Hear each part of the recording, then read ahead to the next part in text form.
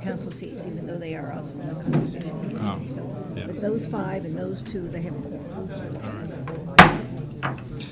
The hour is 7 p.m. Having arrived, I'll call to order this regular meeting of Keene City Council. This meeting is televised live on Channel 1302. The video is also streamed live on the city's website and is posted to the city website on the next business day, barring any technical difficulties. If you'd like to receive an electronic city council packet to reference while viewing future broadcasts, please contact the city clerk's office during business hours or go to the city's website and subscribe to the city's email list. The agenda is also accessible from any mobile device. I would ask that the clerk please call the roll. Brian J. Lake. Here. Michael J. Remy. Here.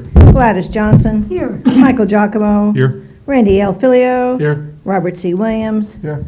Philip M. Jones. I'm sorry. Here. Andrew M. Madison. Here. Chris E. Roberts. Here. Raleigh C. Omerod. Here. Bettina A. Chadbourne. Here. Catherine I. Workman. Mitchell H. Greenwald. Kate M. Bosley. Here. Thomas F. Powers. Here. Thank you. Councilor Madison, would you please lead us in the pledge?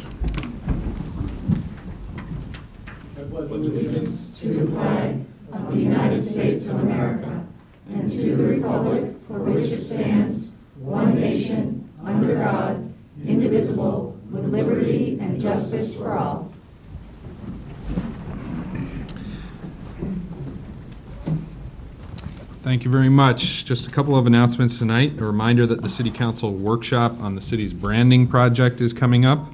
The project's consultants will be present for a council workshop on April 20th at the airport terminal building. So we all get to go down to the airport and check it out, which is appropriate for a branding project. The workshop is going to start at 6 p.m. I'd also encourage all councilors to participate in the annual Green Up Keene event that happens every year. It's a good event, and we certainly need it this year. There's a lot of trash and stuff that is accumulated around the city. And so that effort will be on Sunday, April 23rd. There will be drive-through supply pickup on Railroad Square for trash bags and gloves.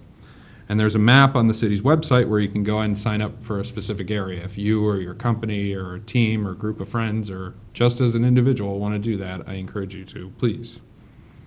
Pre-registration is definitely encouraged, but you can also just participate on the day of if you want to show up in Railroad Square. With that, I'm looking for a motion from Councilor Powers and a second by Councilor Bosley on the minutes, please. Thank you, Your Honor. I move to accept the minutes from the March 17th, 2022 regular meeting as printed. I second. We have a motion from Councilor Powers, seconded by Councilor Bosley. Any discussion on the minutes? Seeing none, are you ready for a vote? All those in favor? Opposed? It's unanimous. So before I go on to the public hearing, I just want to give an opportunity to introduce a couple, or have our staff members introduce a couple new staff and a new appointed staff person. So, City Manager, you want to go first? Thank you.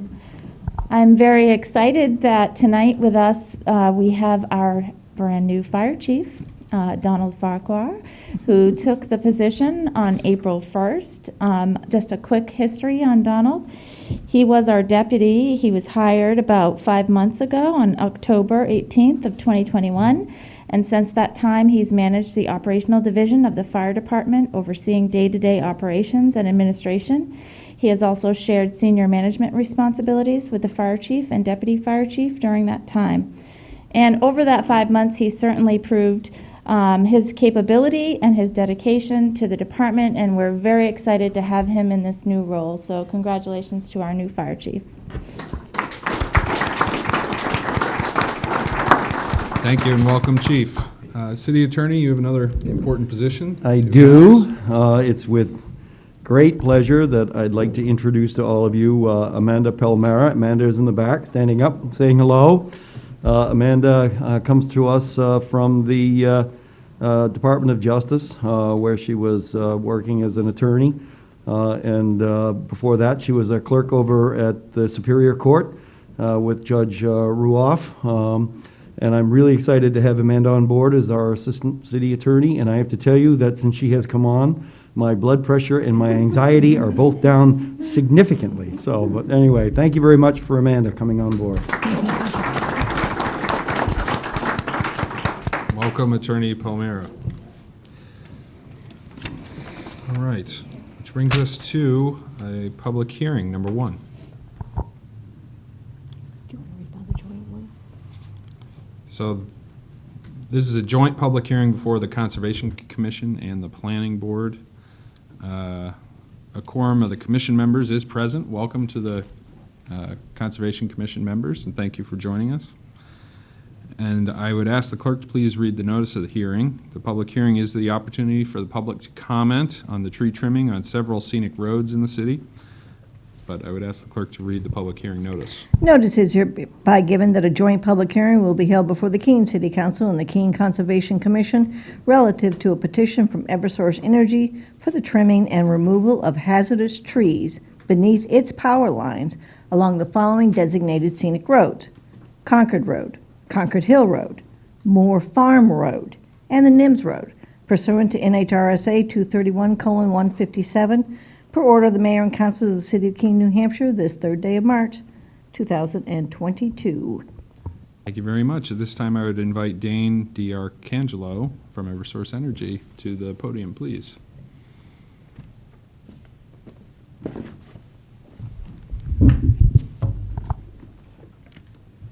Hi, my name is Dane D'Arcangelo. I'm the arborist with Eversource Energy. As already stated, Eversource would like to trim during maintenance trimming the scenic roads that were listed. This trimming consists of trimming around the primary wire, which is the wire located on the topmost of the pole. The trimming will be 15 feet above that pole, 8 feet to the left and 8 feet to the right of that wire, and then 10 feet below that wire. In addition to this trimming, we do have a short list of 12 trees along the scenic roads that was provided to the city that are either diseased, dying, or otherwise defective, and we'd like to also remove those. All the proposed tree work, not only are we requiring to have permission from the city to do this work, but we also need permission from the property owners just to make sure that all parties are in agreement with the proposed work. In light of transparency, I discovered about a week and a half ago that Nims Road was prematurely trimmed during the first week of March. I relayed this information when I found out about it to Patty Little, and she notified me that the DPW and the city attorney were also notified. This trimming wasn't major impact, but it does violate the RSA, and I wanted to make sure I brought that to everyone's attention. Today I do have Paul Arno, who's the supervisor of Asplund Tree Company. He's here with me today, and he would like to speak a little bit about what had happened and why this violation of the RSA occurred. Thank you, Dane. Good evening. My name is Paul Arno. I am the supervisor with the Asplund Tree Expert Company. I supervise the tree crews in the western part of New Hampshire and the northern part of New Hampshire. I was made aware of this incident on Nims Road last week. I'm here to apologize to the council and to the people in the city of Keene. This was 100% on us. Eversource did their part, gave us all the information that we needed, and it was a clerical error on our end. And I apologize for that again. Some good things that have come out of it. We realized the individual that I have in the area as far as Nims Road, the last time he worked it, that wasn't a scenic road, and he was working off a list from 2016 for scenic roads, and there was 11 then. Nims was added. He wasn't aware, thought he was on top of the game, but he was not. So to prevent this in the future, we put a safe step in for us, our work planners, when they first get the circuit maps from Eversource, and they realize what town they're in, they are going to reach out to all the town, whether it be the Department of Public Works or in some towns it's just the clerk's office, find out which roads are scenic.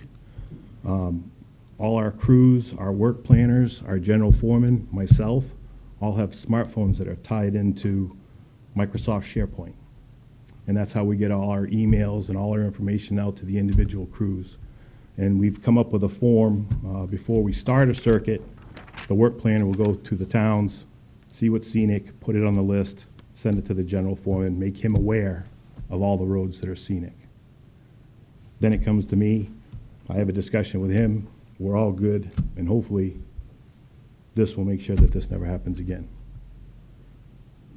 All right, thank you for making us aware of that, too. If there are any questions from the council, I would take those at this time. Also, any questions from members of the Conservation Commission? If you have any, just go to the standing microphone over there, and I'd be happy to take your questions as well.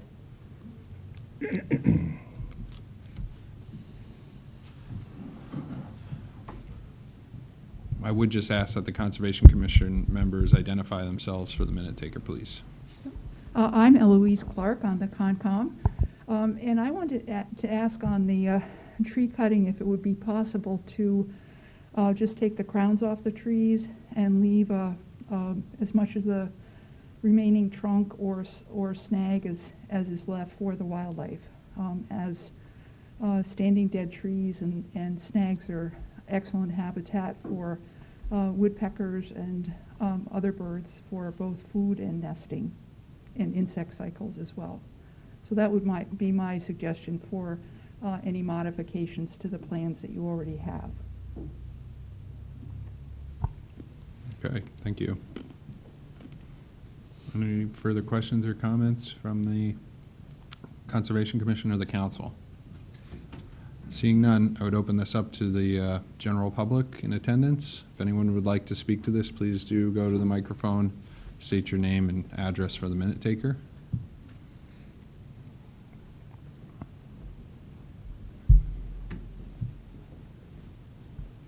Good evening. I don't want to overblow the PA system.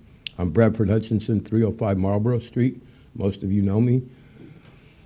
And the few that don't, some of the newer counselors. 1998, I matriculated at Keene State College with a formally declared major of Bachelor of Science Policy Option in Environmental Studies. And so this is an issue that is very interested in. And those of you that know me know that I study beaver and what the beaver do to trees. So nature and trees and trimming and policy is right up my alley. I didn't think that I was going to speak tonight on this issue particularly. There's a couple of other issues that are interest me here.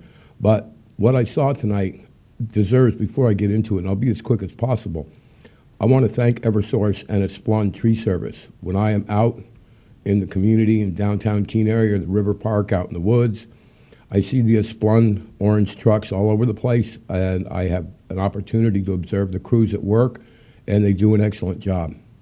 Also, in the past couple of years, as many of you know, the Eversource has been doing a lot of major upgrades to the power lines.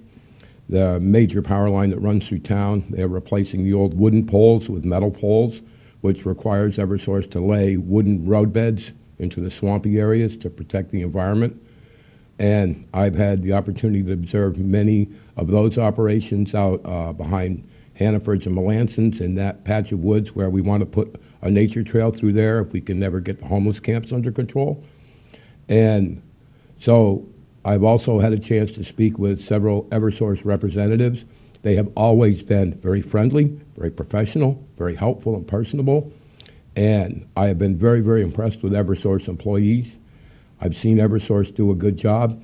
And for this incident on Nims Road, what happened tonight is we have corporate responsibility and corporate transparency from both Splund and Eversource. And I want to compliment them both, these representatives of their companies, and compliment their companies and say, as somebody who's ran for city council first time in 1989, that this is what we need to see more of. And this is Keene, New Hampshire. This is how we do things. We work with the people that we need to work with. When somebody makes a mistake, we don't want to look to punish them. We don't look to point fingers of blame and guilt and shame and all that nonsense. We say, okay, this is what happened. Let's look at what's happened. Let's deal with it. How can we correct it? How do we best deal with this? And that's what I'm seeing tonight from both Eversource and Splund from these gentlemen. And more specifically about the tree trimming, I heard the Eversource representative discuss a number of feet lengths that trees, branches, and limbs are going to be trimmed. And what I've seen happen sometimes is trees get trimmed into weird topiary shapes to let the power lines go through, and you've got this half a tree that's half a normal tree on one side and all cut, and it's this time of year with no leaves, it's a lot easier to notice them. There's some down on the Davis Street neighborhood behind St. Joseph's School. There's some of those trees that look like something out of a science fiction movie or something. And on these scenic roads, when they're trimming, they have to trim to certain distances from the wires. And if that's going to leave like a 10-foot section of branch coming out from the trunk, that branch would be better cut off at the trunk, a lot closer to the trunk.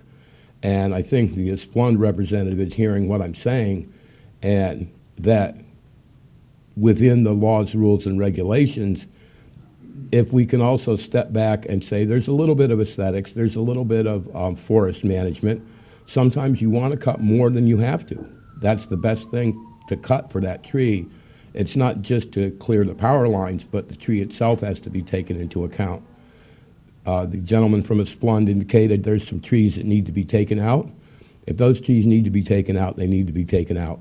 We do have a problem with dead limbs, with trees getting overgrown and having dead limbs and dropping dead limbs onto the roadway, across the roadway in a storm. So I want to encourage that it's a little bit of, if we cut a little bit more where necessary, that's not a bad thing. I'm an environmental studies major. There's no shortage of trees in New Hampshire, and I understand the scenic roads.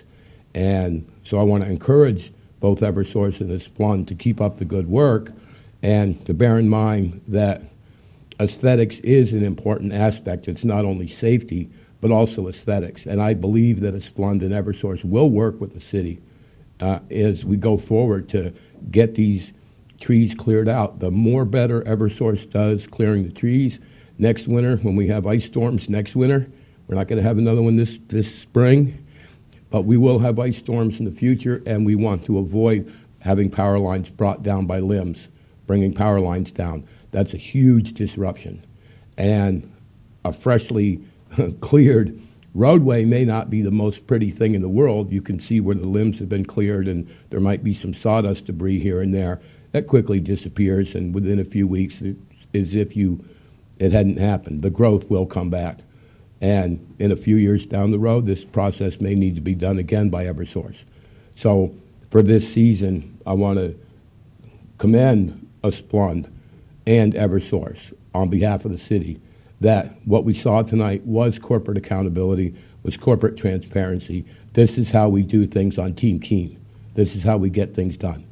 And we own up to what we've done. When we make a mistake, we correct it in a responsible adult manner, and we do the right thing. And that's what we all want to see, and I want to encourage that and thank Eversource and Splund on behalf of these two gentlemen. Thank you very much. Oh, and the other thing the woman mentioned about leaving dead trees on the side of the road, I'm not sure we want to attract wildlife to the side of the road, maybe further back into the woods, but it's an interesting idea. And I'm sure that Splund, being the tree experts and arborists that they are, they've got the situation well under control. Thank you very much. All right, thank you. Would anyone else from the public like to speak on this issue? Or member of the Conservation Commission?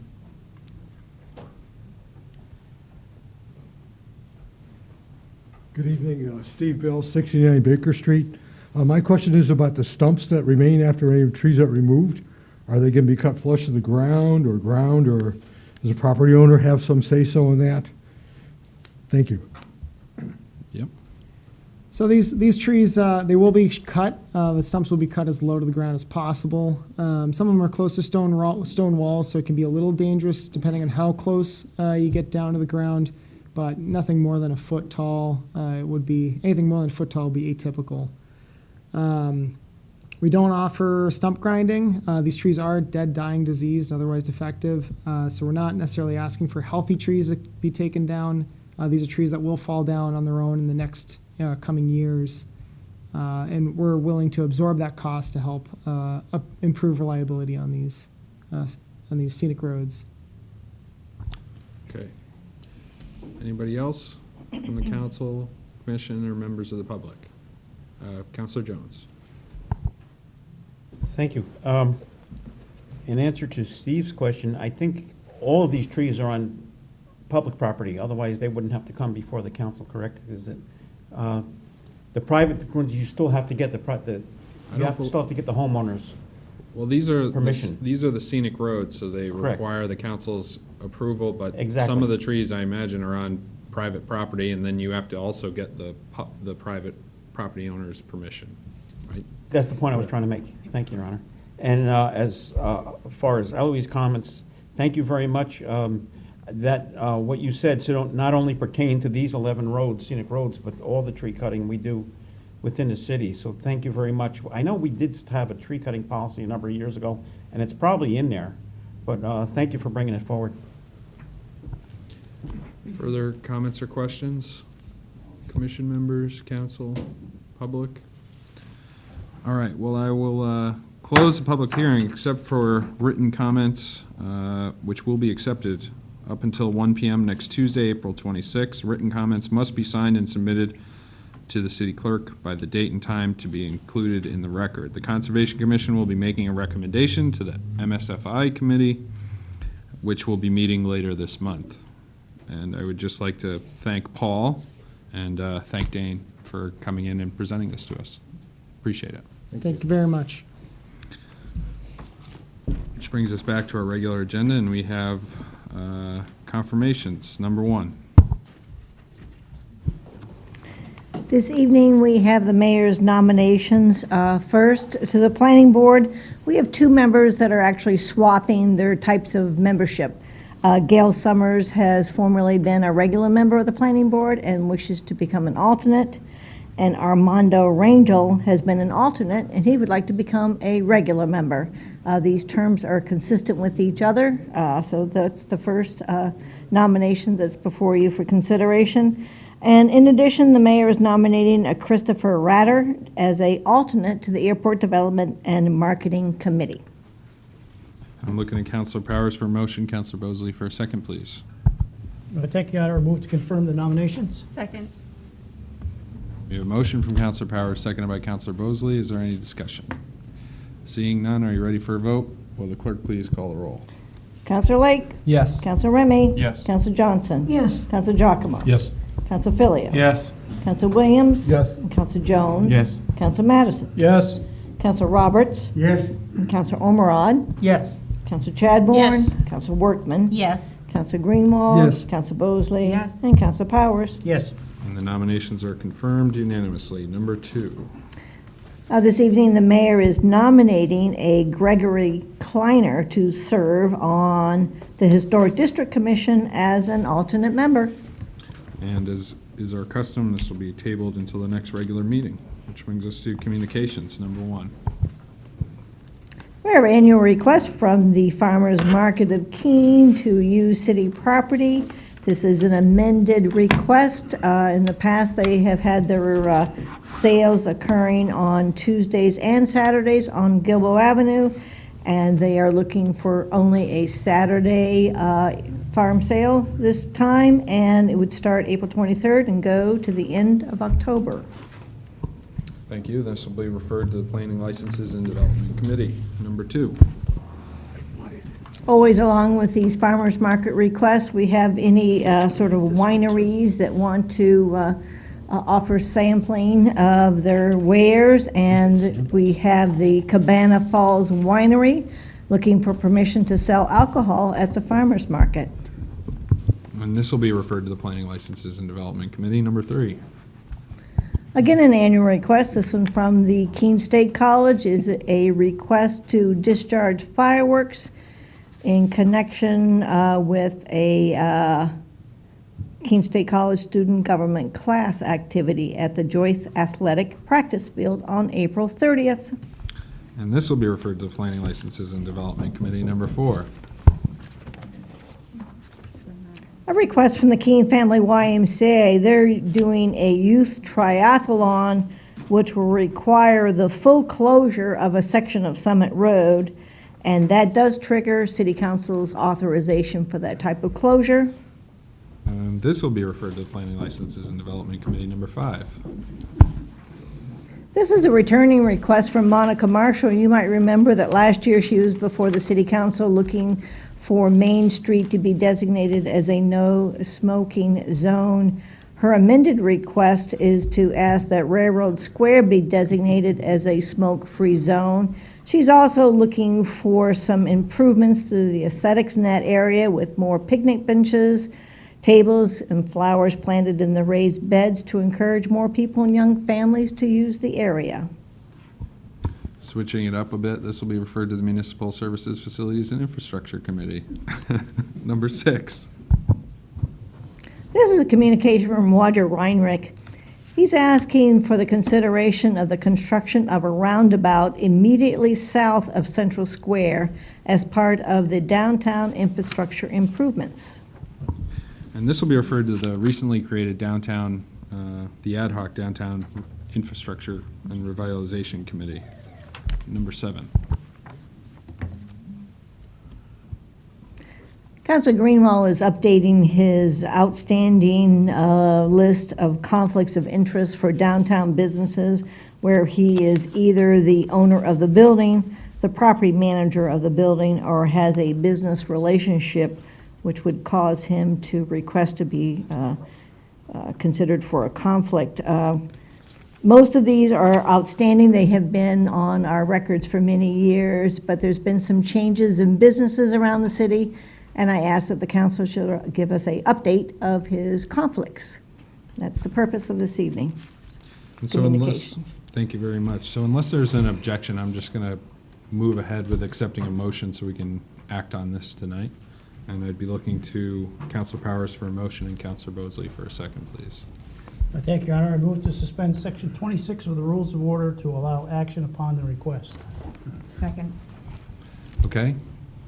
Wasn't what I was planning, but that's okay. You can, we have a motion by Councilor Powers and a second by Councilor Bosley. Any discussion on the suspension of the rules? Seeing none, will the clerk please call the roll? Councilor Lake? Yes. Councilor Remy? Yes. Councilor Johnson? Yes. Councilor Giacomo? Yes. Councilor Filio? Yes. Councilor Williams? Yes. Councilor Jones? Yes. Councilor Madison? Yes. Councilor Roberts? Yes. Councilor Ormerod? Yes. Councilor Chadbourne? Yes. Councilor Workman? Yes. Councilor Greenwald? Do I vote on that? Can you vote on that? Oh, they're right, you cannot. This is, No, that's not appropriate, sorry. Yeah. Councilor Bosley? Yes. Councilor Powers? Yeah, yes. all right, so the rules are unanimously suspended, and I would ask for a second motion from Councilor Powers with a second by Councilor Bosley. I move to grant the request to abstain. Second. We have a motion from Councilor Powers, seconded by Councilor Bosley. Do you want to speak to your request? Very briefly. Be good. Be nice. Don, we will be talking about the conflict of interest policy that we're enacting. Here it is, part 1.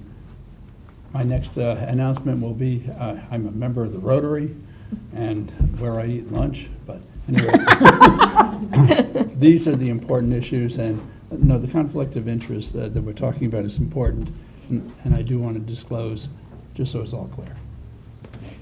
Thank you, Councilor Greenwald.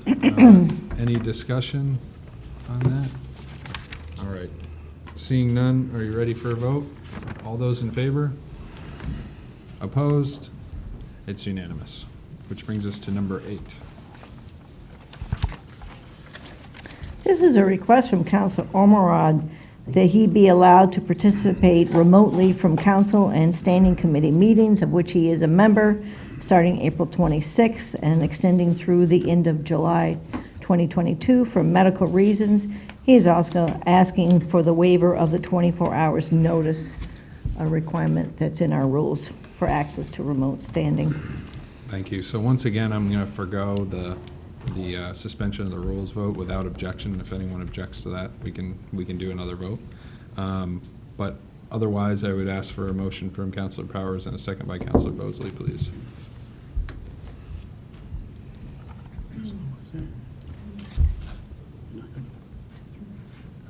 Suspending the rules. Move to suspend Section 4 of the Rules of Order. That would be correct. That's correct. Okay, yes. Sorry to confuse everybody. I'm just trying to lot of help. expedite things, and I've made it less expedited. The guy reading this, doing it. 24-hour notice prior to each of the meetings for remote access for Counselor Ormerod. Second. And we have a motion from Counselor Powers, seconded by Counselor Bosley. Counselor Ormerod, do you wish to speak to this at all, or? Thank you, Mayor Hansel. I will be out with a known medical condition for about the next 3 weeks, after which I expect to be fully recovered. But because of my condition, I will not be able to participate in any public meetings through the end of July. And since we don't want to leave the residents of Ward 1 without full representation, I'm asking for exception to 24-hour notice because I will regularly be able to call in for all my city council duties. Thank you. Okay. Counselor Remy? I'm confused as to why you need it, because you're functionally giving us 19 days notice right now of all of the future meetings. That's why I guess I don't know why this was needed. City Attorney? Because technically, you would have to act on this every single meeting under the rule, because the council has to consider at each meeting whether or not somebody is going to be allowed to participate by remote participation. By doing this now, and because of the timing, it just allows you to authorize Councilor Ormerod to do that without having to take any further votes. Further discussion? So this does require a 2/3 roll call vote. I would ask that the clerk please call the roll. Counselor Lake? Yes. Counselor Remy? Yes. Counselor Johnson? Yes. Counselor Giacomo? Yes. Counselor Filio? Yes. Counselor Williams? Yes. Counselor Jones? Yes. Counselor Madison? Yes. Counselor Roberts? Yes. Counselor Ormerod? Yes. Counselor Chadbourne? Yes. Counselor Workman? Yes. Counselor Greenwell? Yes. Counselor Bosley? Yes. Counselor Powers? Yes. And that is unanimous, which brings us to committee reports number 1. We have an informational report from the Municipal Services Facility and Infrastructure Committee. It is relative to the licensing of cats intended to protect birds and small animals. And this will be filed into the record as informational. Counselor Greenwald. As the discussion went on, it really was more than just about licensing cats, more than bandanas and bells and this and that, but the danger of feral cats and the free-range outdoor cats, that they do a lot of damage. I had no idea. And the individuals that brought this to our attention were very, very serious about it. And I just want, the newspaper didn't pay any attention to it. I just want to put a little more attention and sunshine into it. It really is a very serious issue, and get your cat spayed, neutered, or whatever you do to them, and don't let them outside, because they are really doing damage. Thank you very much, Counselor Greenwald. Which brings us to number 2. Municipal Services Facility and Infrastructure Committee report. This is an informational report. It is dealing with the recent request to remove a city tree adjacent to 79 Woodburn Street. The new property owner is not desiring that the city remove this tree.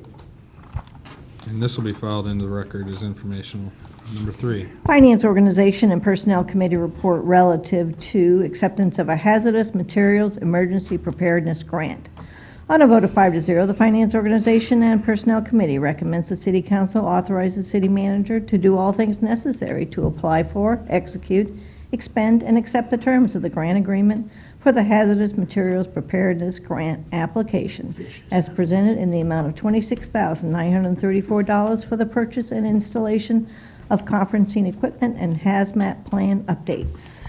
I'm looking at Counselor Powers for motion. Counselor Remy for a second, please.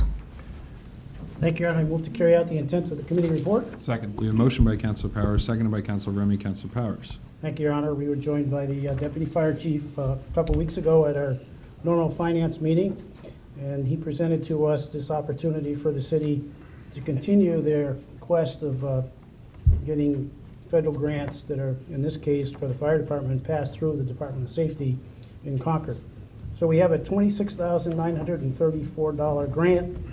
This action, which we hope the council will pass this evening, will authorize the application, the acceptance, the execution of the agreement, and then the expenditure of the funds to purchase and install conferencing equipment and hazmat plan updates so that it will enhance their opportunity to deal when it happens from time to time, a hazardous materials incident. It was a unanimous vote. We ask the council to do the same. Thank you. Thank you. Is there any discussion? Seeing none, are you ready for a vote? All those in favor? Opposed? It's unanimous.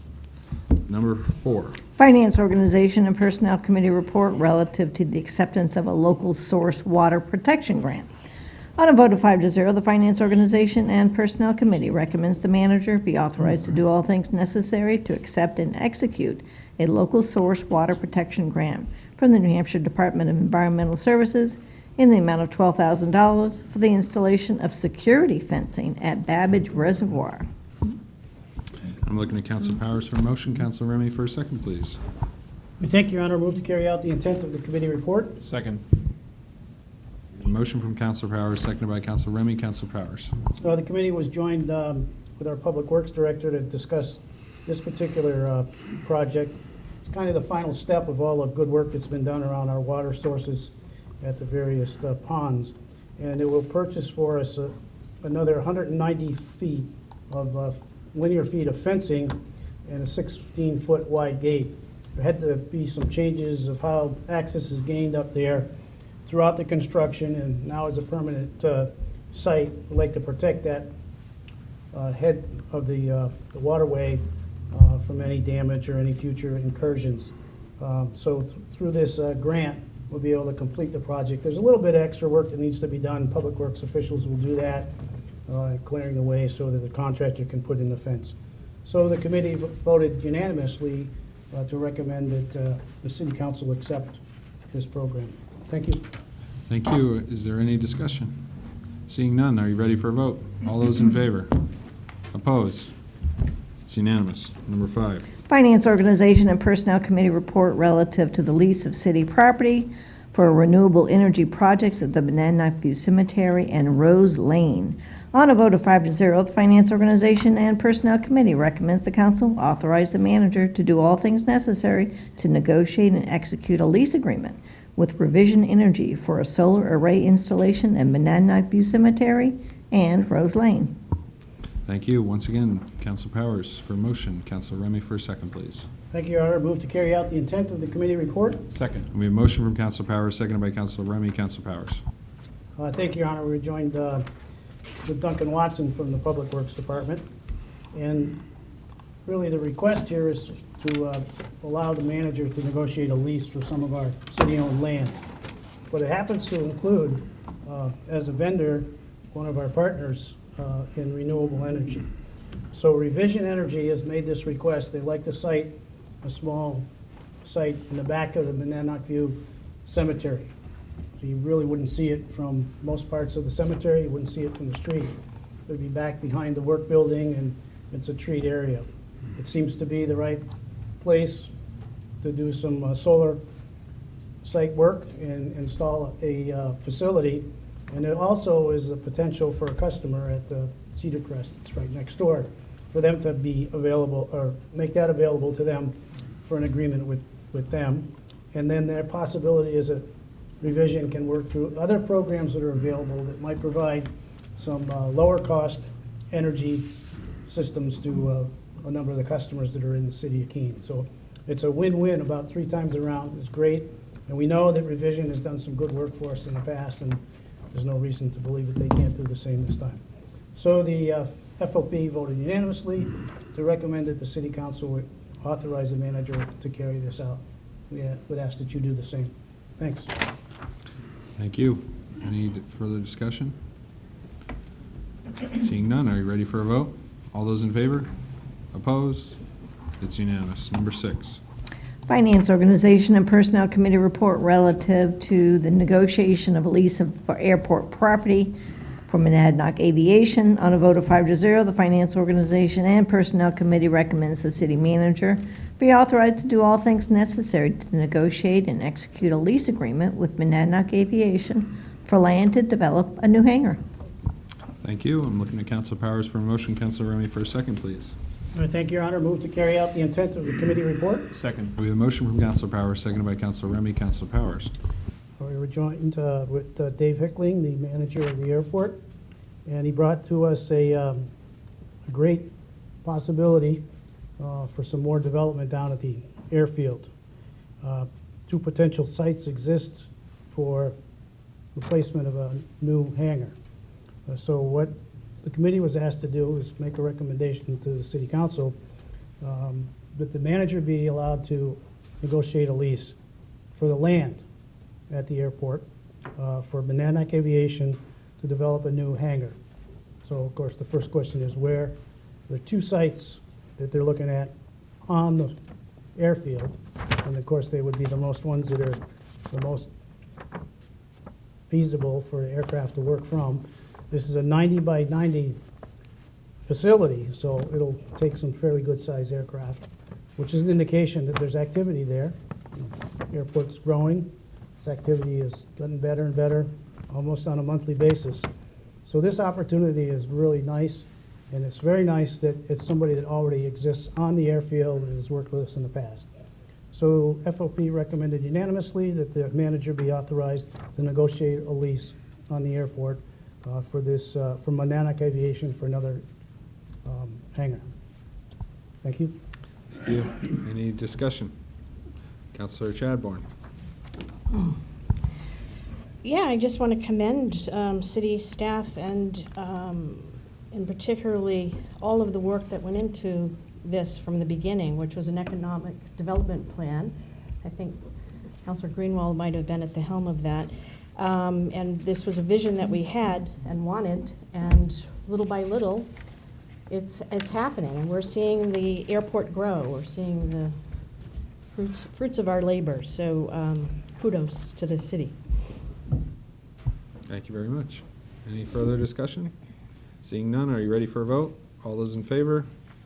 Opposed? It's unanimous. Number 7.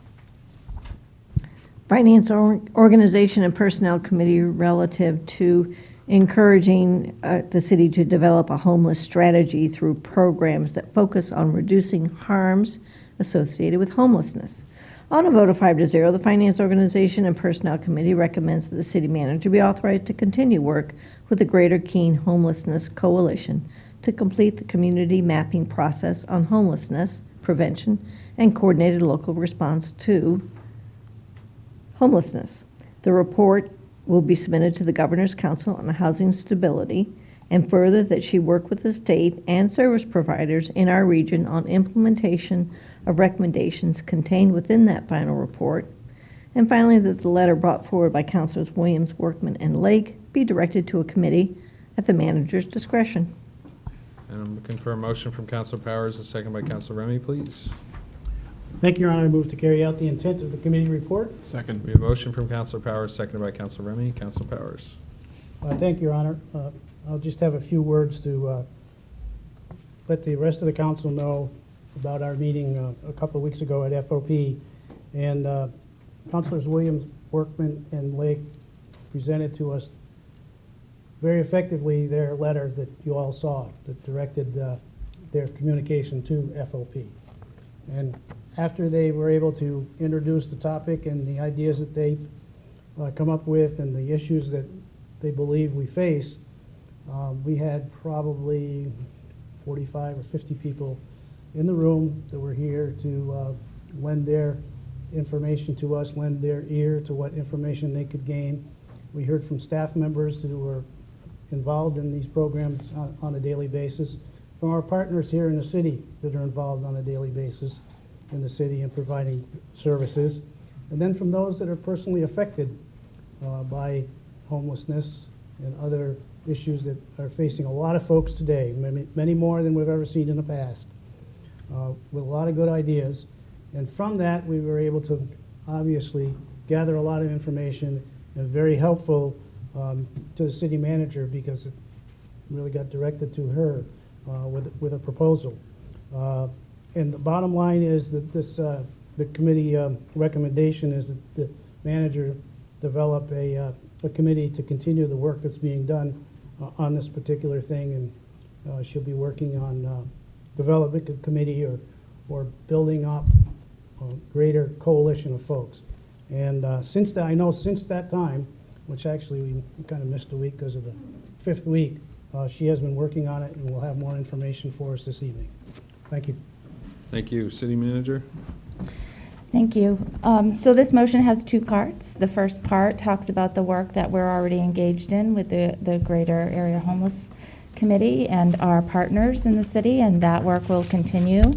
It also references some additional work that we are currently engaged with our partners in the region, and the leadership role that our Human Services Department will take in working with our regional partners. The last part of the motion talks about the committee to address the letter submitted by the three councilors. I did have a brief meeting with the three city councilors to talk about who should be at the table. One of the challenges we have is the current committees that we have formed really don't have the appropriate stakeholders involved, and so it really seemed clear that we needed to create a committee. So we talked initially about creating a city managers committee, which would be a little less difficult because we wouldn't have the meeting notice requirement and the requirement to have a minute taker.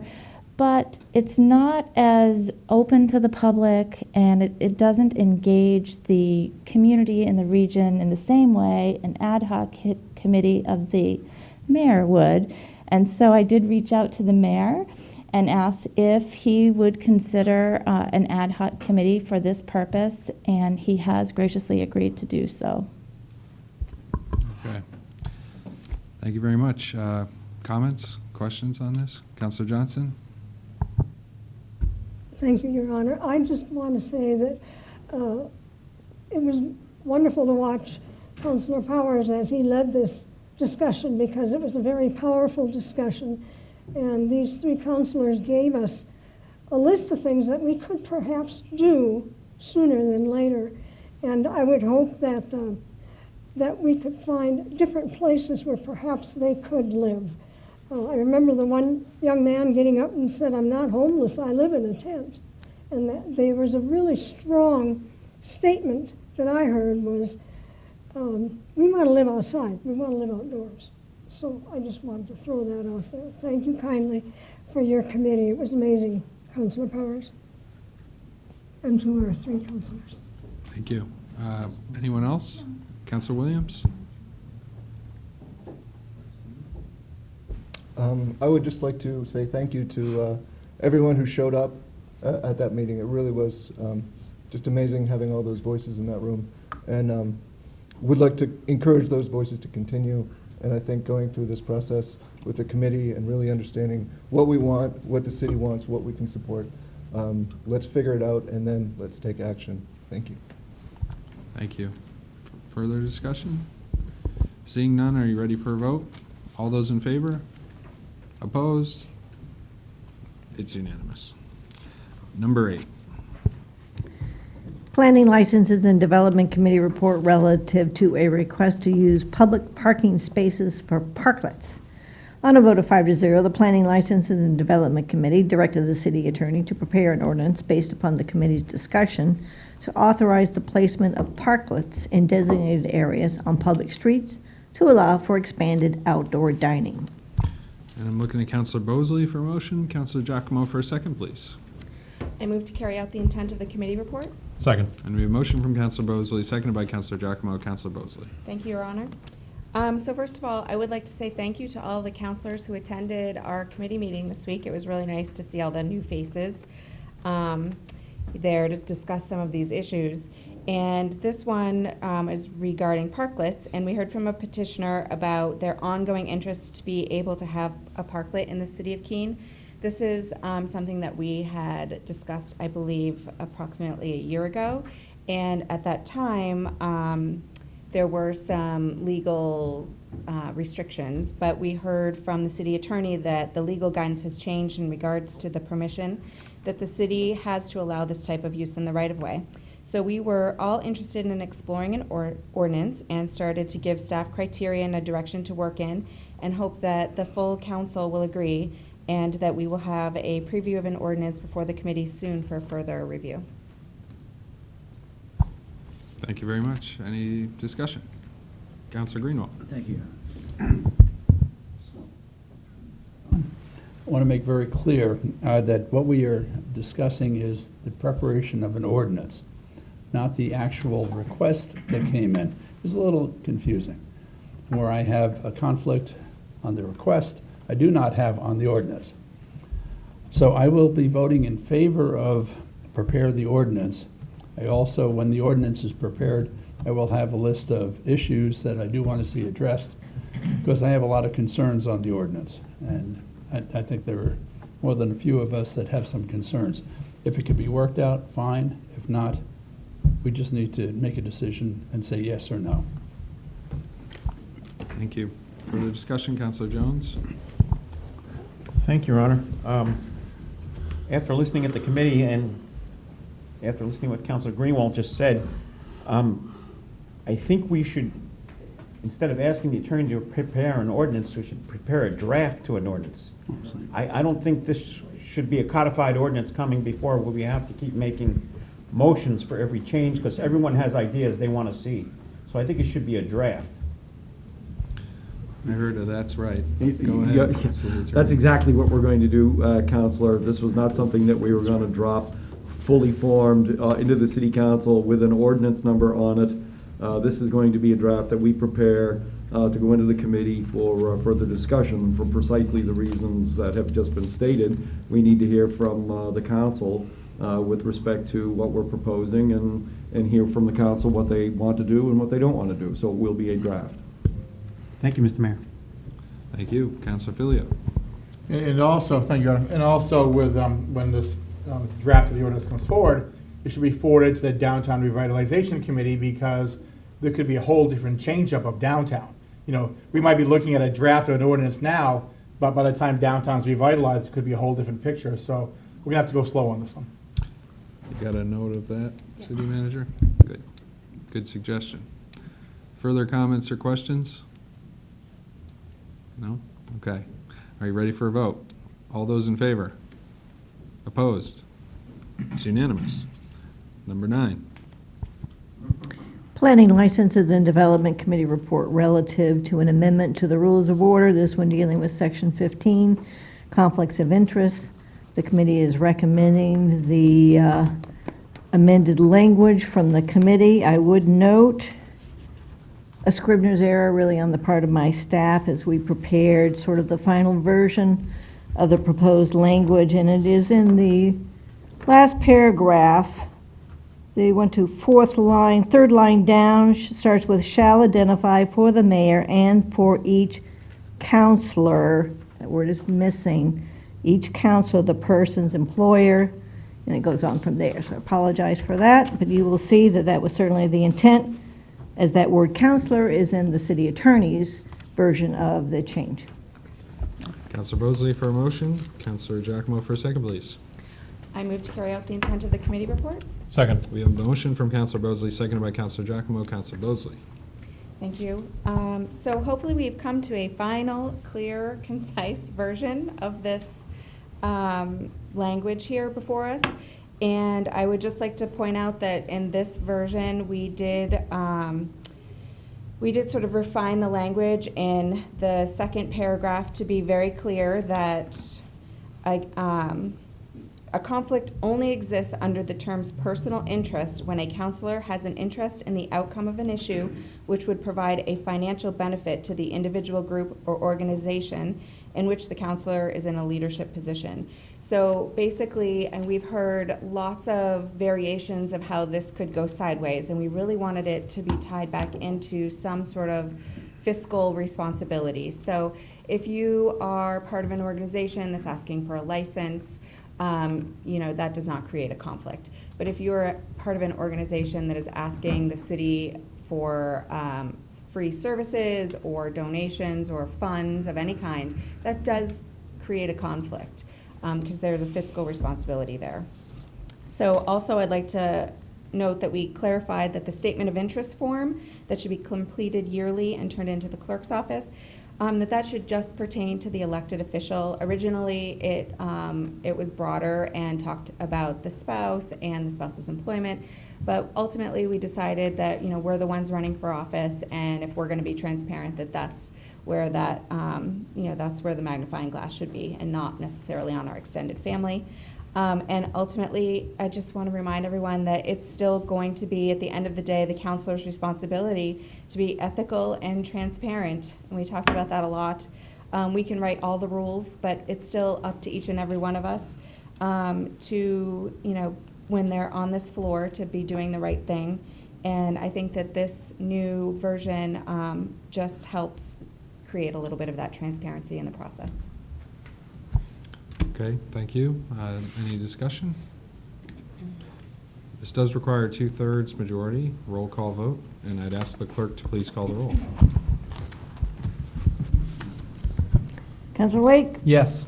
Counselor Remy? Yes. Counselor Johnson? Yes. Counselor Giacomo? Yes. Counselor Filio? Yes. Counselor Williams? Yes. Counselor Jones? No? Counselor Madison? Yes. Counselor Roberts? Yes. Counselor Ormerod? Yes. Counselor Chadbourne? Yes. Counselor Workman? Yes. Counselor Greenwald? Yes. Counselor Bosley? Yes. Counselor Powers? Yes. 14 in favor, 1 opposed. The motion carries, and it is adopted. City Manager. Thank you. So a few updates for you this evening, starting with the Community Development Department. I have selected the next Community Development Director. He is currently going through the background check, so I'm not ready to announce his name, but I wanted you to know that that process has been completed. He is coming from Colorado, and right now we are tentatively looking at his arrival around the end of June, beginning of July timeframe. So I feel it's also a good time to let you know that John Rogers, who's been filling in as our Community Development Director, has been doing a fabulous job with a very heavy workload. He and his team have been extremely busy, but they are still successfully moving forward various projects. One of those projects is the Chapter 18 review of the City Code, which covers building codes as well as housing and property standards to ensure compliance and alignment with state RSAs. One of the possible recommended changes will be to the housing standards section of Chapter 18 to reflect the housing standards covered under state minimum housing standards for rental and leased dwelling units. We are also anticipating that the state will be adopting the 2018 building code, and that will be a change from our 2015 code, and so Chapter 18 will need to reflect that change. So we do have a draft that we're currently circulating regarding Chapter 18. And then just to let you know, the cobblestone building, you'll likely start to see some demolition activity in the next few weeks once Liberty Utilities has dealt with their utility connections, and I understand that tentatively that is set for next week. And some exciting news from community development and really encouraging news. We have a total of about 20 single-family house permits.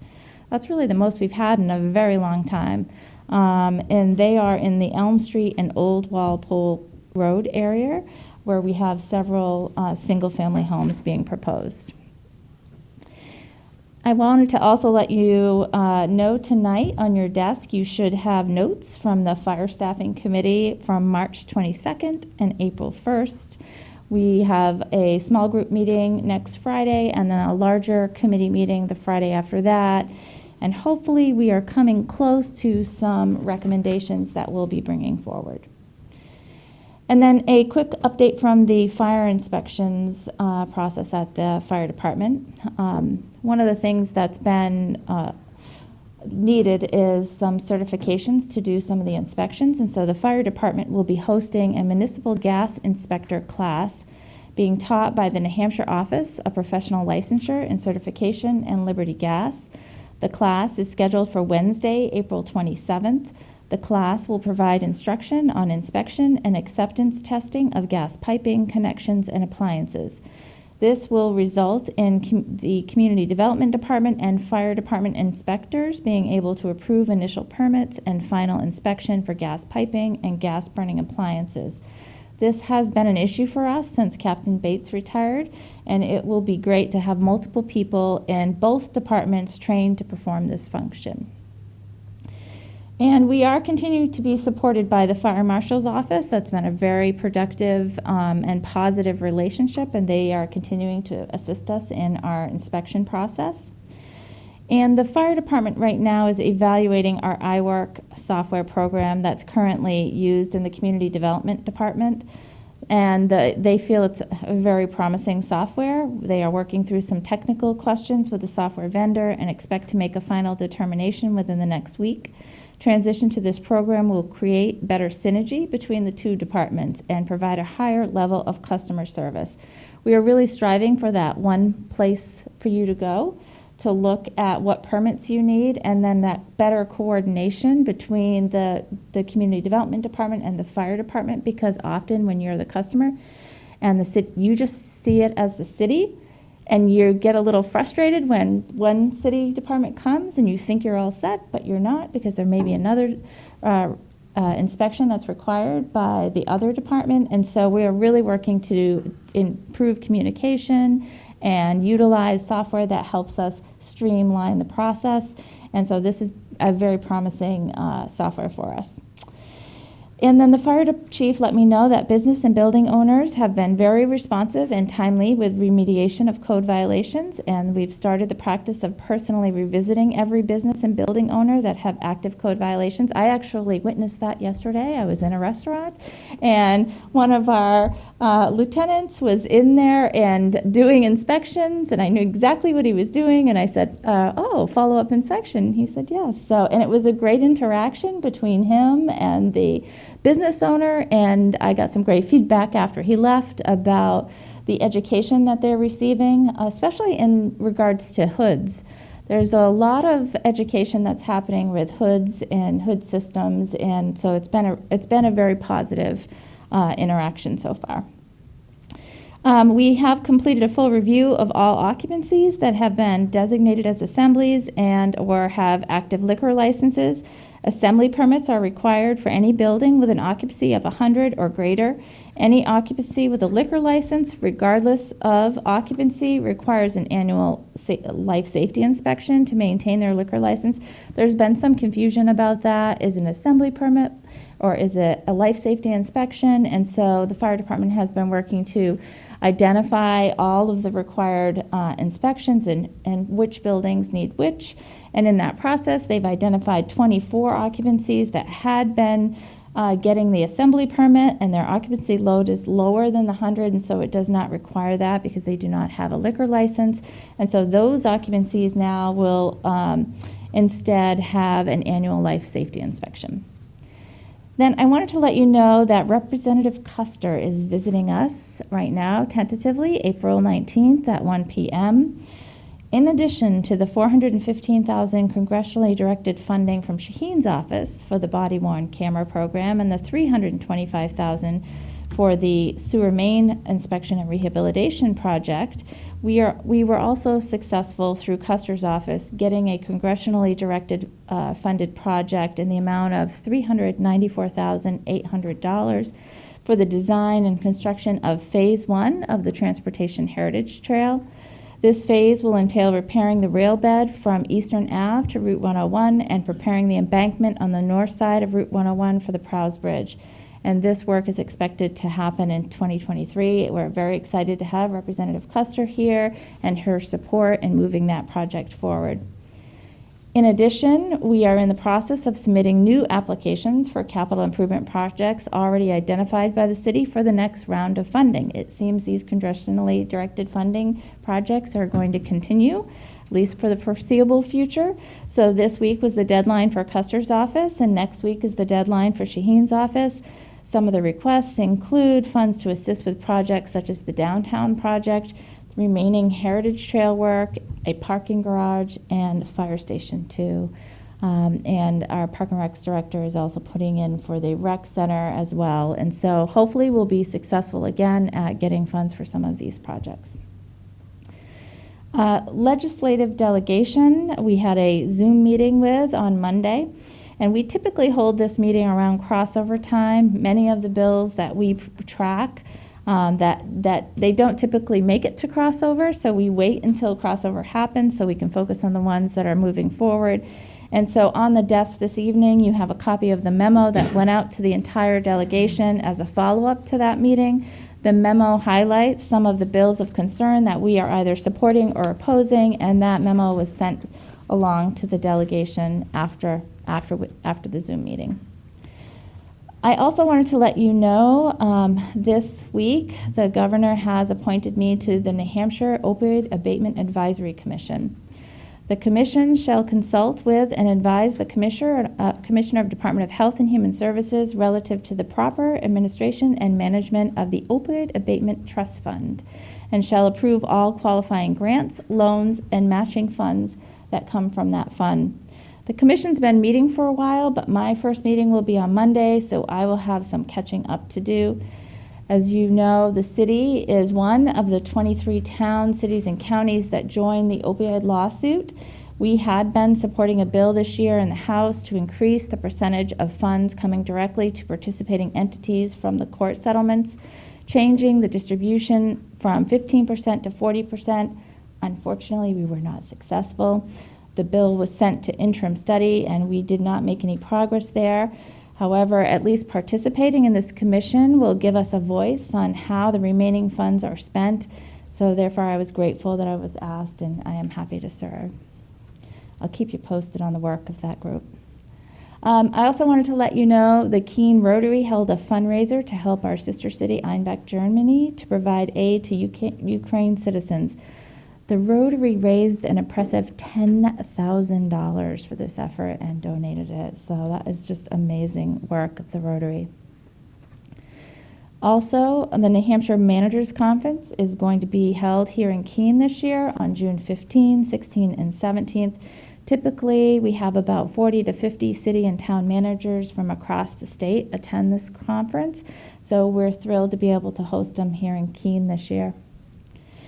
In regards to the budget, we're getting close to finalizing the budget. The goal is hopefully to get it off to the printer late next week so that we'll be on time for the May 1 deadline. I think I say this every year, but it's truly been a tough budget to balance with fiscal policy. I have to commend the work of our finance director, Mary Howe, and our senior accountant, Karen Gray, because in addition to their regular duties, they're also working on this very time-consuming software conversion for our financial software, which is going to go on for another year and a half. But they've also been spending an enormous amount of time with me working on funding scenarios, sending me spreadsheets and info back and forth after hours, including this past Sunday, to help me get the budget under the fiscal policy guidelines. And so I'm very grateful for their help, and I'm really lucky to have them on my team. And then my last piece of news for you tonight, which is some good news that you heard already from the city manager, but just so that the city attorney, but just so you are aware, you're about to hear it from the city manager, but just so the public also hears it, the eminent court case, eminent domain, the Superior Court has ruled in our favor on all issues in connection with a challenge by Sandry to the eminent domain action and to the property taking necessary to accomplish the Winchester Street construction project. And then Sandry now has 10 days from this past Tuesday to file a motion for reconsideration with the court. Sandry would then have 30 days from the date of the decision on the motion for reconsideration to file an appeal to the New Hampshire Supreme Court, or in the absence of filing a motion for reconsideration, appeal must be filed within 30 days from the date of the decision, which was Tuesday. So this is very good news, something we were waiting for because we moved forward with the Winchester Street project. And both our city engineer, Donald Lucier, and the attorney that was handling the matter, Attorney McCarthy, is that right? Tom Corals. Oh, Tom Corals. Tom Corals, thank you. Were favorably mentioned in the decision as being more credible and persuasive than Sandry's technical team. The judge actually wrote in the decision, the city has presented substantial evidence displaying a pressing need for the roundabout and its significant benefits. Sandry, on the other hand, has shown only speculative harm. So I want to recognize Don Lucier specifically for his work on this case. He represented the city in an extremely professional and knowledgeable manner, and it really is a big part of the reason we were so successful. So he's not here tonight, but I'm sure court will let him know. I just gave him a shout out. If you don't mind, Mayor, I'd like to add one thing to that, just before you start Sure. talking. The other person that was really instrumental in this matter was Gene McCarthy, who was on board with our engineering services. It was Gene and Don who really tag teamed through the trial and were very persuasive for the court. So Also, applaud for Jean too, please.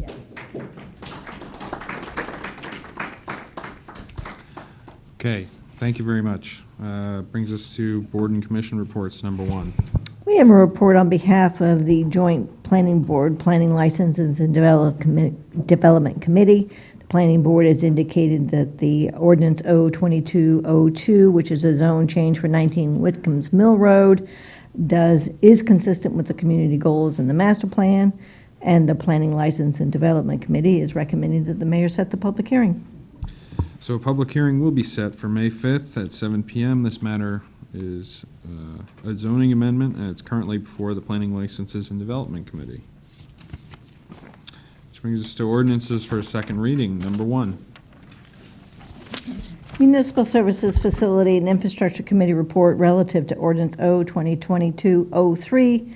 The committee is recommending the adoption of the ordinance, and we have ordinance O-2022-03, an ordinance relating to a stop sign on Washington Avenue. I'll file the report. Councilor Greenwald for a motion, please, to adopt. Move for the adoption of ordinance 0-2022-03. Second. We have a motion from Councilor Greenwald, seconded by Councilor Filio. Councilor Greenwald. Not on the magnitude of salamanders and cats. However, stop signs are really important, especially when the stop sign has been there for any number of years. Well, it was discovered that this particular stop sign, which has been functioning fine, it's just not in our code of stop signs or ordinances or whatever. So this makes it legal. So we urge you to affirm. Thank you. Any discussion? Seeing none, this is a roll call vote, and I'd ask the clerk to please call the roll. Counselor Lake? Yes. Counselor Remy? Yes. Counselor Johnson? Yes. Counselor Giacomo? Yes. Counselor Filio? Yes. Counselor Williams? Yes. Counselor Jones? Yes. Counselor Madison? Yes. Counselor Roberts? Yes. Counselor Ormerod? Yes. Counselor Chadbourne? Yes. Counselor Workman? Yes. Counselor Greenwald? Yes. Counselor Bosley? Yes. Counselor Powers? Yes. And that is unanimous. Resolutions, number 1. We have a memorandum from the Assistant City Manager, Human Resources Director, along with Resolution R 2022-07, a resolution in appreciation of Mark F. Howard upon his retirement.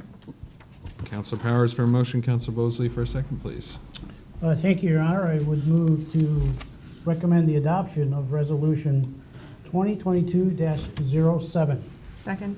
We have a motion from Councilor Powers, seconded by Councilor Bosley. Any discussion? You can do it now or when he comes. I'd be happy to. Well, I think we'll recognize him if he decides to come, certainly, Well, I but, figured we'll drag him in a couple of weeks here, so. Okay. Yes, more than happy to. You know, for a while, we weren't seeing our employees when they got to retire, and we're back in the business of seeing our employees, but now they're retiring, so, you know, there's a good side and a bad side to all of these things that we do. But I think that from my 35 years here, this is probably one of the nicest things that the city council does for employees, to recognize the years of service, no matter what position they've held here. And over the course of the last few years, we've seen a lot of people come through for retirement. I think in today's employment picture, you don't see that very often, but the city of Keene continues to hire very qualified people to come to work here, and they continue through the system, whether they come in as the chief and work through their whole career here, or whether they come in and work their way up through the system, or they work in one department and move over. We've had all of these things happen, and we have a great group of people. And certainly, Chief Howard has done quite a bit of work for this city. Many, many days, many, many weekends. A lot of the things we've heard that we're getting addressed on an everyday basis, he was right in the middle of it for a long time. And he deserves every bit of it. And I'll let you know that on Monday, he started doing something else, and he really enjoys it. And he will certainly be here with us in a couple of weeks so that we can, the mayor can present it to him. I'd ask everybody to vote affirmatively tonight. Thank you.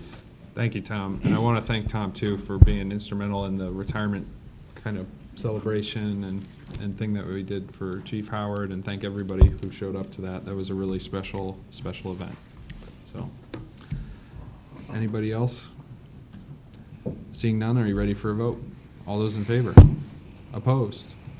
It's unanimous. Number 2. We have a memorandum from the city engineer along with Resolution R 2022-08. The resolution would authorize the appropriation of funding for the City Hall parking structure maintenance project. And this will be referred to the Finance Organization and Personnel Committee. Number 3. A second memorandum from the city engineer is when dealing with the absolute discontinuance of a portion of the Commercial Street parking area, and it is accompanied by Resolution R 2022-13, a resolution relating to the absolute discontinuance of a portion of the Commercial Street parking area. And this will be referred to the Municipal Services, Facilities, and Infrastructure Committee. A site visit is set for April 21st at 5:45 p.m., and the public hearing is scheduled for April 21st at 7 p.m. Another silver lining to getting out of COVID is that we'll be serving sandwiches and water and cookies in the side room in between the site visit and the city council meeting. Which brings us to our last item, which is the tabled item from last council meeting. And this recommendation was tabled from our March 17th meeting. I would ask the clerk to please read the recommendation and the resolution by title. Okay, we do have the report from the Finance Organization and Personnel Committee. This is from their April 7th meeting. They are recommending the adoption of Resolution R 2206 and the rescission of the previous council policy, which is Resolution R 2015-10. And with that, we have Resolution R 2022-06, a council policy relating to the legislative process. I'd recognize Councilor Powers for a motion, Councilor Remy for a second, please. Thank you, Honor. I move to adopt Resolution 2022-06. Second. We have a motion from Councilor Powers, a second by Councilor Remy. Councilor Powers. Thank you, Your Honor. For all of you here, this is back a few weeks that we discussed it, first discussed it at Finance and sent it on to committee with a recommendation to pass. And then at the council meeting a couple weeks ago, it wasn't the last, I don't believe. But at any rate, some little history here. We discussed it, and there were a lot of discussions and questions that caused several of us to think maybe it needed a little more discussion, a little more time to sit and stew about it. But essentially what we tried to do is pull together a policy for the city council to deal with a number of another request to come forward for us to take a position on different issues. And this boils it down to really focusing on those issues that have a direct impact upon the city of Keene, the people that live in Keene, work in Keene, and interact with the city of Keene. But at the same time, we didn't disregard the fact that other things are going on and that we've in the past done a number of things to interact with the legislature through various policies. The revised resolution encourages the city, through the staff, through the appointed officials and the city's staff, to continue to do that kind of work, going to Concord when it's necessary, doing it by Zoom. There's still a lot of that going on. That's pretty effective for things like this. But when the things get beyond that, that are really not within the purview of the Concord legislature, or they're not within the purview of the city council to act upon, many times there's activity for staff and for the council that maybe isn't as productive as everybody would like it to be. So this is really boiled it down to, if it has an effect on the city, then we'll work with it here if it's brought forward. I mean, that needs to come to council, so somebody's going to have to bring it. But if at the first screening that it doesn't meet that information that's been sent to us by whoever it may be, always through the city council, through the clerk's office, will get put in the mailboxes that each of us have here and go from there. Should one of us decide that maybe we should have done it, we can petition through the system that the council take care of it. If not, we will have given that person an opportunity to send us something. We will know about it as individual councilors, and we can go from there. So I think it's pretty effective when you think about it. We used to spend a lot of time and really not knowing how far we got. Well, we'll still spend some time, important time, but it'll be a little more organized, and it'll be much more productive.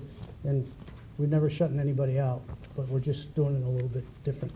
So our vote was 4-1 to recommend the adoption, and we would recommend that the city council adopt this resolution. Thank you. Thank you. Is there any discussion? Councilor Chadbourne. So I was the dissenting vote. Councilor Powers mentioned that there's still an opportunity there, but this can be seen as a filter or a barrier. So if somebody from the public wants us to address an issue, and it's not seen as local, it goes into each of our mail slots. If a counselor wants to pursue it, it will require a 2/3 vote in order to be heard. There is a saying, all politics are local. And our first responsibility is the operation of the city, but also inspiration, right? Or aspiration, whatever you want to call it. But anyways, what I wanted to do is sort of look at the facts. So I had the clerk's help to research my tenure of the 10 years that I've been here and how many resolutions there have been. This is not an exhaustive list. It's possible that something could have been missed. I'd like to think it wasn't. So in those 10 years, there were 7 resolutions and several letters that we requested that the mayor make. And I just want to read off really quickly those resolutions. So 2012, there weren't any. 2013, there was a letter sent to Senator Molly Kelly regarding increasing the rate of road tolls. 2014, there was a resolution relative to the U.S. Supreme Court decision, Citizens United versus federal elections. And some of these resolutions also came with a request for the mayor to write a letter. 2015, none. 2016, there were meetings regarding the Kinder Morgan pipeline, but no letter, no resolution, ultimately accepted as informational. 2017, there were 3. Resolution relating to embracing diversity and denouncing activities of hate, intolerance, and intimidation. Resolution in support of the Paris Climate Agreement.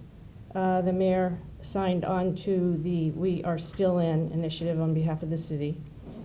And a resolution to ensure that Keene is a safe and welcoming community for all people, regardless of race, creed, ethnicity, religion, or immigration. Net neutrality rules also came before us. It was not a resolution. We just recommended that the mayor send a letter to the New Hampshire congressional delegation. There also was a letter that we requested in 2017 regarding House Bill 114, freezing the electrical renewable portfolio, and House Bill 592, repealing rules regarding New Hampshire's energy fund. 2019, we sent a letter, we directed the mayor, I should say, to write a letter urging the U.S. government to lead a global effort to prevent nuclear war. So that's not a resolution, but a letter in 2019. 2020, resolution celebration of Indigenous Peoples Day. And 2021, resolution in support of the Improved Medicare Act of 2021. And the other resolution was endorsing national legislation to reduce the cost of climate change, which some of these fit right in with our master plan and what we envision for our city. And so I think it was really important to, I was a little bit wary and not necessarily initially, I was thinking about supporting this. That's what I should say. But I think that like anything that is brought forward to us should be considered. And government was set up, in my opinion, for the people. So let it come forward and be considered. And, there's been a paradigm shift. We used to look at politics as the trickle-down effect, the national to the state to the local. But there's been a shift, and it's because of what's happening at the national level that there's been a shift where we feel that there's a trickle-up effect, and that local can affect state and can affect national. So, I support keeping the process open to the public and not filtering it and letting 2/3 of the council decide without hearing it.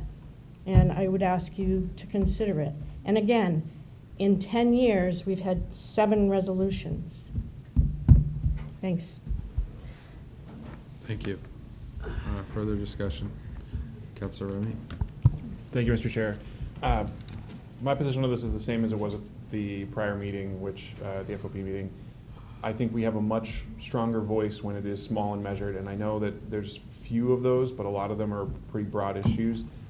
I would bet that most of those, and I wonder if you had the votes, passed by more than 2/3, so they would all be eligible to continue to go forward.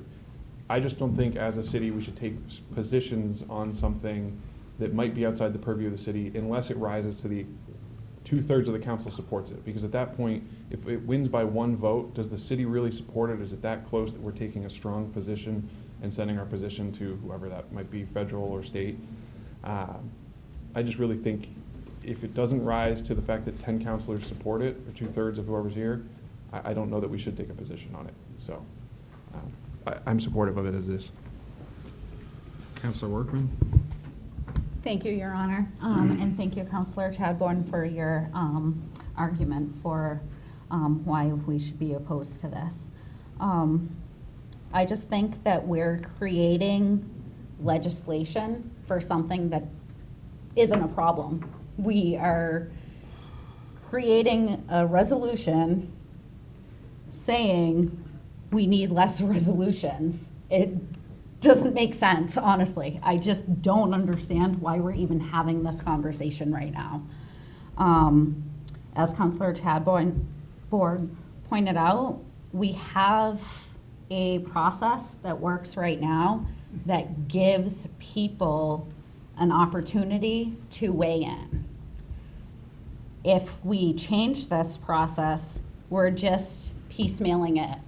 It's going in our mailbox, and one of us has to take the initiative to act on it. Where someone is bringing it forward, a constituent is bringing it forward to our attention, we should be acting on it. Our job is to act on the people's benefit, on the people's behalf. So we should do that. Thank you. Thank you. Councilor Filio? I'm going to agree with Councilor Chadbourne and Workman to vote against this. And I know, especially for some of the new councilors, it's kind of like, it just seems like, yeah, let's just vote and get out of here. A couple of words in this that concern me is one where it says, we don't want to deal with partisan resolutions. So who's going to determine what's partisan?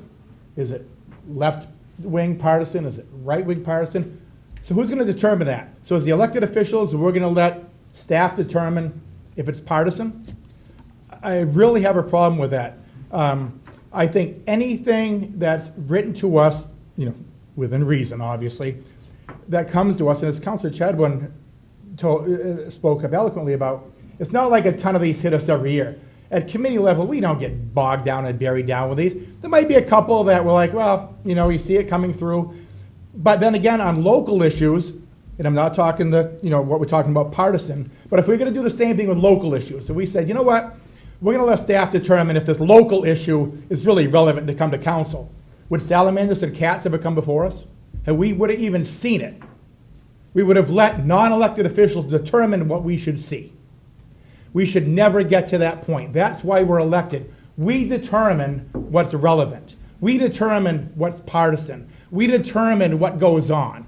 Most of these that come to the committee over, the last decade, the 8 or 10 or 12 of them, we probably get through with them in about 20 minutes, 30 minutes. If they start carrying on, a good committee chair, we'll cut the comment. We'll say, okay, if all 20 of you are in agreement, just raise your hand. And the committee chair has that authority.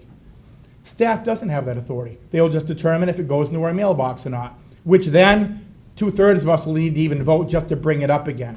You know, let's not get to that point. A couple of us have been here probably maybe even longer than we should be, but we've seen over the years that council gets watered down a little bit. That, you know, rules of order get watered down a little bit. You know, we don't need to see this. We don't need to deal with that. It'll be dealt with at the staff level.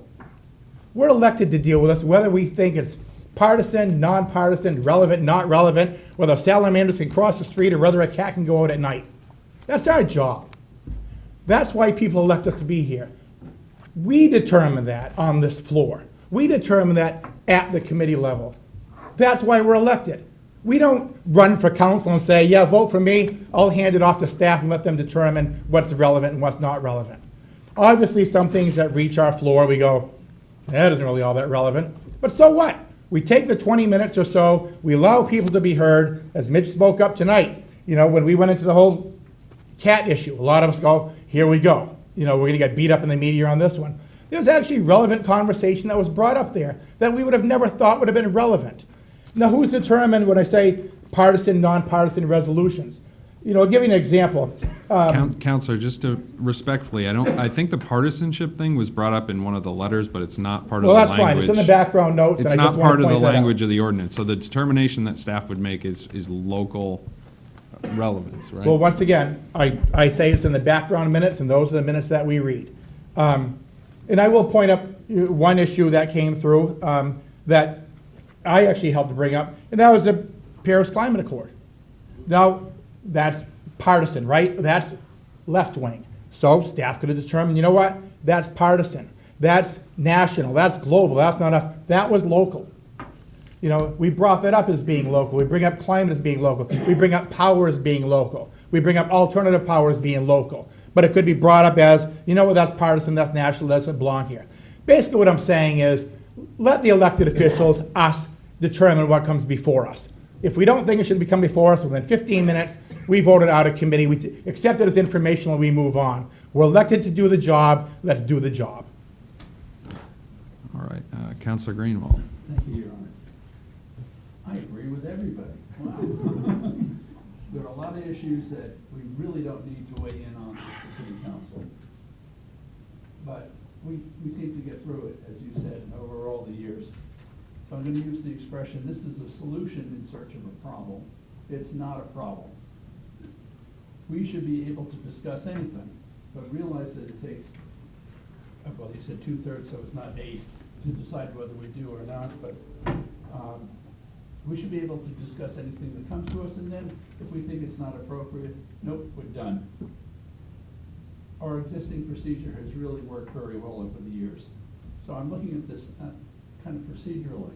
Well, if we change the procedure, so we're not going to talk about certain things, and certainly I'm not bouncing this on the staff to decide what we're talking about, because probably it's going to come to the mayor and committee chairs to decide if it's moving on.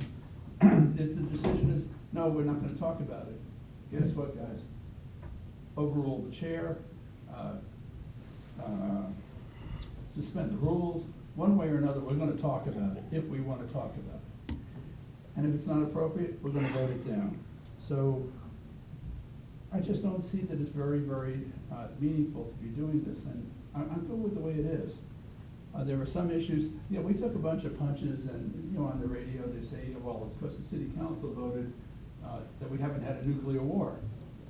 Well, that's great, let's vote again. But, you know, we're doing fine with this, and it gets to the discussion. We have the time to do it. I remember working on the budget as FOP chair. At the same time, we were talking about inclusion and all are welcome here. Yeah, I can multitask. We can all multitask and do it. If anything, I think it's important that we get into these things. And if you don't want to, just vote no. Well, I don't usually like weigh in on these sort of policy issues for the council because it really is for you to decide. But the one thing I would say is there was a period of time when I first started as mayor where staff and I were spending a lot of time on these issues. And it was drafting letters and all of that stuff to really no effect. I mean, I'm just going to tell you, the letters you have me send to the legislative delegation about nuclear war, I just question the effectiveness of that. And so why the mayor and the staff have plenty to do, trust me. And some of this stuff, I want the council to really read through what's proposed here, because I think it's a bigger bucket of the local relevance can be argued for almost anything. So really to fall outside of what's being proposed here, it's gotta be pretty disconnected to the work we do here at the city. So I understand both sides of the argument, but I just want to give you the mayor's perspective because it does affect me. This does create work for the mayor's office on a periodic basis. Councilor Bosley. Thank you, Your Honor. So I'm going to keep my comments pretty brief here, but I sat as the chair of PLD through COVID, which I think is the time period that the mayor is referencing. And I had to, I had to mediate these conversations via Zoom, where we had potentially what looked like maybe special interest groups, bringing people from not necessarily even New Hampshire into our Zoom meetings and giving testimony. And it was frustrating. I think that now that that element is gone, that this is not a problem that we're going to see people flying into Keene to sit in front of our committees and testify on the behalf of their special interests. I really thought hard about how I was going to feel on this issue. And I thought about Councillor Madison's effort that he put into the Ukrainian issue. And I feel like sometimes we need to realize that coming before council and asking us to send a letter or write a resolution is not an effective measure to get what we want to accomplish accomplished. But putting that effort into creating a beautiful vigil and asking people to light up our downtown and organizing and putting effort in that manner was much more meaningful and important. So I hope that people remember that as they make these decisions to put letters into us, that just coming to us is not always the right way to handle something that might be important to them. But like my other counselors have said here tonight, I can't see quieting any citizen of Keene that wants to come before one of our committees and have a suggestion about a topic that they want to hear about. So I'll be voting no. Okay. Councilor Williams? Just to be quick, I'll say that I feel like I've heard from my constituents that they appreciate the ability to do this. And so as long as I feel like it's something they want us to do, I think we should keep doing it. Thank you. Further discussion? Councilor Giacomo and then Councilor Madison. Thank you, Your Honor. Just to be clear, this isn't trying to silence citizens from what I read, the actual language in here. It's not trying to silence anyone. It's not preventing anyone or even inhibiting them from bringing forward issues in front of council. That's literally how this council works. It's how the city works. People bring things forward and we address them. What this is trying to cut down on are statements that are sent off to the state and then put into the circular filing bin. It's trying to minimize. We can get to topics that we think are important and discuss them as a council and actually have action to take on those comments. And if it's a significant enough issue that someone is really being silenced as a result of this, then it's a significant enough issue for a councilor to re-bring it up and say, hey, no, this is really important. And 2/3 of people would easily say yes to it if it's something that's that critical. A lot of these issues that Councilor Chadbourne brought up, they are absolutely local. These are absolutely locally focused. And I mean, there's no question about it that these would be well represented with all the people around these tables tonight. We would vote most of them in right again in this moment, with or without this ordinance.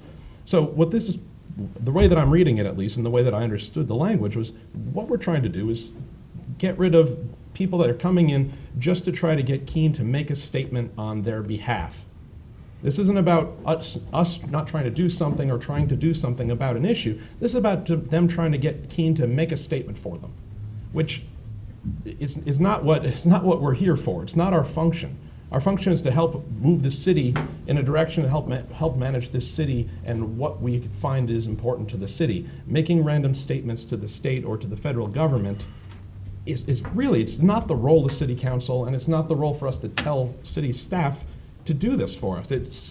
It can be partisan. It's not always, but it can be. And if it is, that's problematic, because it says right in our council creed that there should be no partisanship on this council. Zero. Nothing should come before the city of Keene that has to do with parties. So if it is, then that's a real problem. If it's not, then, well, let's have the conversation. Thank you, Councilor Madison. Thank you, Your Honor. I certainly am very appreciative every day that Mayor Lane sent that letter in condemning nuclear war. I know every day, when Putin read it in the bunker in Moscow, he said, this is not happening. Really took a path of peace because, yes, he definitely took a path of peace. Anyways, all joking aside, originally I was one of the big proponents of this. And I was one of the loudest voices for the city shouldn't be taking a stance on national issues. And then I broke my own rule by emailing the members of the council, encouraging everyone to come in dressed like this and encouraging the vigil. So I must acknowledge that. All that being said, to Councilor Chadbourne's point, it has not been a major issue for the last 10 years, and it's probably been even less of an issue since 1874. However, in the last 5 years, there's been a lot of letters coming in, and I've noticed a lot of these letters are not coming in from Keene residents. They're not coming from our constituents.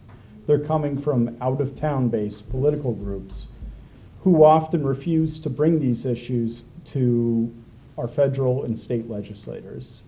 To give you an example, after the Medicare for All resolution was brought before the council, I invited an individual who was from Dublin who had come here to speak about it and asked her to bring it before Dublin Select Board and asked her to bring it to her state representative, and she refused, listing off a crescendo of excuses which were bad at best.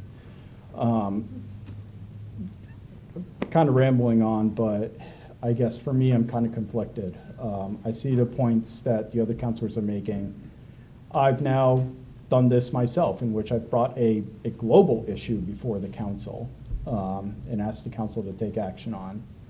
But I still believe we need to, we're here to do the business of the city, not to do the business of out-of-town groups who are too lazy to contact their own state representatives, who are unwilling to bring issues before their own town select boards or before their own city councils. All that being said, I think ultimately I am going to vote no on this, as I think with our Zoom period waning down, with us back in person, we're not getting individuals calling in from across the country into Zoom meetings, interrupting Zoom meetings to promote special interests and to ask us to take stances on issues that really don't impact us. I think that's something we're going to see less of an impact of, and I think that's something we can ultimately handle at the committee level. Thank you. Okay, Councilor Filio. If it ain't broke, don't fix it. It ain't broke. All right, Councilor Chad. Sometimes it's really effective when they come to us and not their state officials. And at the finance meeting, I used the example of the transgender organization. It was actually a New Hampshire organization, and the state legislative body kept shelving it. They didn't want to deal with it, and they kept tabling it. And transgender in New Hampshire did not have protection. They could be discriminated against for housing and for jobs. And so they tried a new technique. They said, let's start at the local level. And they got 10 towns to sign on, and then 12, and the state legislative body took it up and passed anti-discrimination laws protecting them. To the mayor, I do want to mention that I also asked the mayor's secretary for his letters and how many he wrote. And again, for my tenure,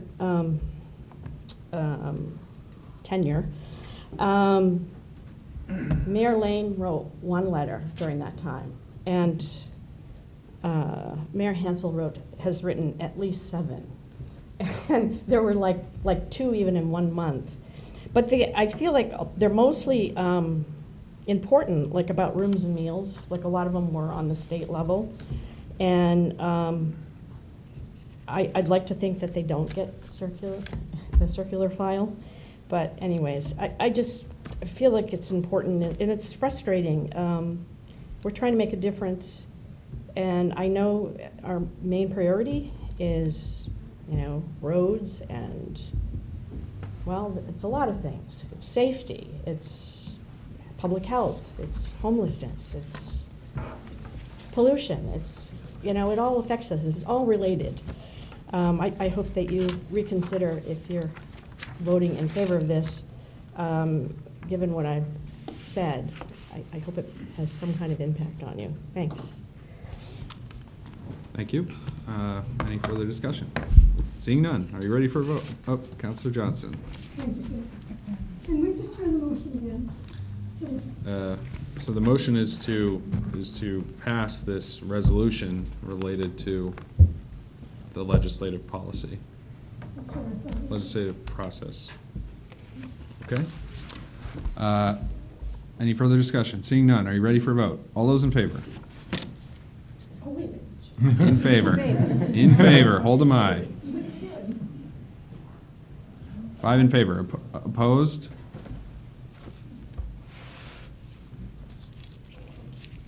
Nine opposed. So the motion fails. And that, doesn't add up. 5 and 9? Didn't count it right. did you count it right? No, I'm listening to you. All right. In favor. 5 in favor. Opposed? Should be 10. Not a mathematician, but, depends on what school. All right, 10 opposed. Fails. Thank you. So that concludes our agenda for this evening. I want to thank everybody for their time and attention, and have a good night. 7 minutes, not bad, Phil.